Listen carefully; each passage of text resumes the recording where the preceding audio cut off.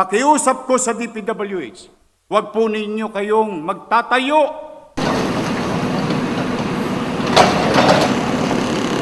Huwag kayong magtatayo ng gusali o infrastruktura sa lugar na ipinagbabawal ng batas.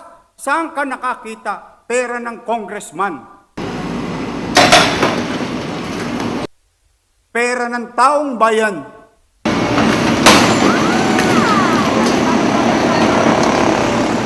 Magpapatayo ng barangay hall sa bangketa.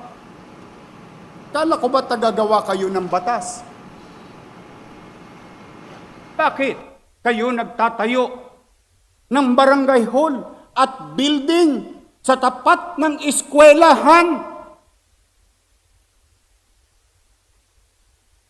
Nasakripisyo ang teacher, estudyante, para lang ma-display nyo mga pangalan ninyo sa mata ng publiko na kayo'y may ginawa. Pero ikinarga ninyo sa bangketa where you know very well, roads, alleys, and boulevards and avenues are beyond the commerce of men. Naglilinis kami dahil kayo'y congressman, kayo'y siga, ni walang permit.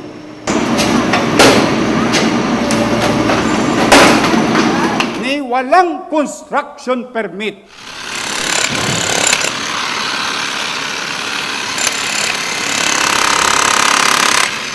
Ni walang building permit.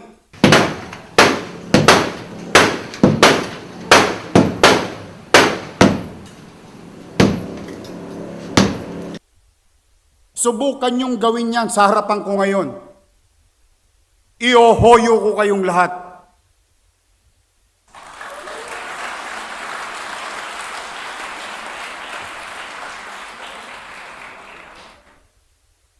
That's what you call technical malversation of public funds.